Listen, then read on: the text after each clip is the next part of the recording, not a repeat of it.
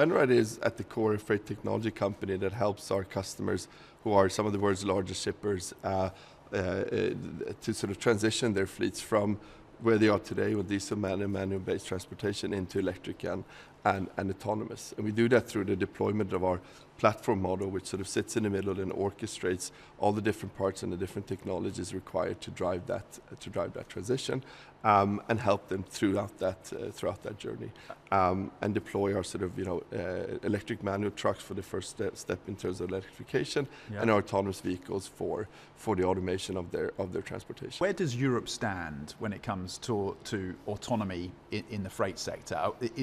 Is Europe leading, and if so, in what parts of the space is Europe leading, and where is it challenged? Where is it falling behind? I mean, if you look at what's happening on the autonomous side in general, right, freight and robotaxis, I think what you've seen over the past 18-24 months is the US taking a clear leadership position in terms of the regulatory environment, right? You see, mass sort of at-scale rollouts of robotaxis in US cities, regulatory frameworks leaning inwards, especially on the states, state legislative side. So I think you're seeing that, but that's also creating a pull effect, I would say, with Europe, right? We're working across a number of European countries with the regulators in terms of autonomous regulation and deployment, and we're seeing the same inward-leaning sort of attitude in a European context as well. So I think Europe is sort of seeing the opportunity that exists within freight, but also of course robotaxi, but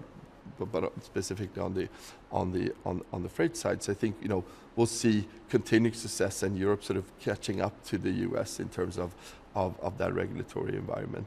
Big questions right now in terms of AI disruption, AI displacement of jobs. Do you face pushback? Do you face political pressure in terms of the displacement of jobs in this sector? I would say, the way that we've thought about our autonomous technology, I think is a combination. You're always going to need to have a human in the loop, right, for edge cases, for interaction between at loading bays, for example, or other places. So I think when you think about, a lot of times when you think about automating freight, you only think about the autonomous technology, but automating freight is about so much more that comes into setting up the entire operational workflow and operational flow. And so if you look at how we're deploying autonomous technology today, our vehicles are fully autonomous and are driving autonomously. When they're driving, they're being surveillanced by a human in the loop sitting at a remote station, far away from the vehicle in an office setting, supervising that transportation, helping the vehicle take tactical decisions, for example, in edge cases, or interact with humans as required. So I think it's,